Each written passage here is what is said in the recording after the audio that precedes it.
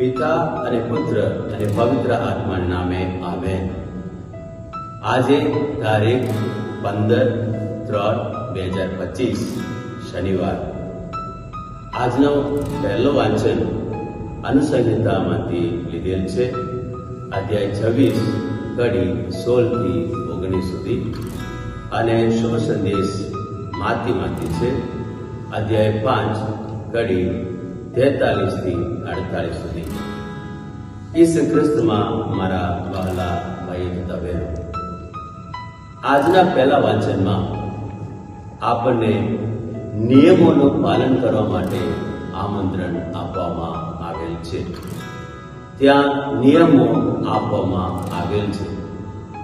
કેટલાક નિયમો છે, 10 આજ્ઞાઓ છે. 10 આજ્ઞાઓનું પાલન કરવાની આપણને અનુરોધ કરવામાં આવે છે. ત્યાં એવું કહેવામાં આવે છે તો તમે પાલન કરશો, નિયમોનું પાલન કરશો, તમે પસંદ થયેલી પ્રજા કરશો. શાનું પાલન કરવાનું છે? નિયમોનું પાલન કરવાનું છે. જૂના કરારના જે નિયમો આપવામાં આવેલા છે એના પાલન કરવાનું કીધેલું છે.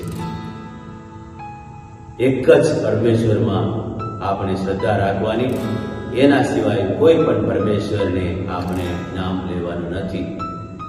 અને સાથે સાથે એ પણ કહેવામાં આવેલું છે કેટલીક આજ્ઞાઓ એવી છે, આપણે ચોરી ના કરો, જૂઠું ના બોલો, એ પ્રકારનો આપણને નિયમો આપવામાં આવેલી છે. પણ નવા કરારમાં કંઈક અલગ વાત છે. નવા કરારમાં ફક્ત નિયમોનું પાલન કરીએ એટલું પૂરતું નથી. નવા કરારમાં એવું કહેવામાં આવે છે ફક્ત તમે નિયમોનું પાલન કરો અથવા તમે સગા સંબંધી સાથે જ સારું વર્તન રાખો, એમાં તમે કંઈક વિશિષ્ટતા પામી તો નથી. તેમાં શું વિશિષ્ટતા છે? તમારે તો એવું કરવાનું હોય છે, જે દુશ્મન છે એને પણ પ્રેમ કરો, જે વિરોધી છે એના માટે પ્રાર્થના કરો, અને એમ કરતા તમે તમારા પરમ પિતાની જેમ શ્રેષ્ઠ બની જાઓ, પરફેક્ટ બની જાઓ, એમ કહેવામાં આવે છે. ત્યાં માપદંડ શું છે? જૂના કરારમાં નિયમોનું પાલન કરવું. અહીંયા માપદંડ શું છે? પરમપિતા પોતે એ જેવા શ્રેષ્ઠ રહે છે, જેવા પરફેક્ટ રહે છે, એવી રીતે પરફેક્ટ રહેવાની વાત કરે છે. ત્યાં દાખલા પણ આપવામાં આવે છે. જે રીતે વરસાદ પડે ત્યારે બધા ઉપર પડે છે. એમ નથી રહેતું કે કોઈ સારા માણસ હોય એના ઉપર જ વરસાદ પડે અને ખરાબ માણસો હોય એના ઉપર વરસાદ ના પડે, એવું થતું નથી. વરસાદ સારા માણસો ઉપર પણ પડે છે અને ખરાબ માણસો ઉપર પણ પડે છે. એને પણ સહાય મળે છે, આને પણ સહાય મળે છે.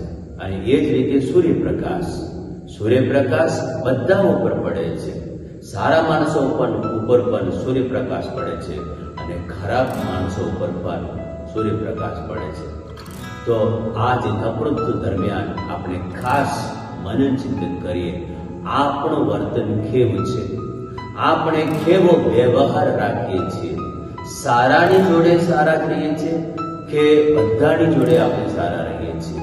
આપણને ઈસુ આમંત્રણ આપે છે, તમારા દુશ્મનને પણ પ્રેમ કરો, તમારા વિરોધીઓને માટે પણ પ્રાર્થના કરો, એમ કહે છે.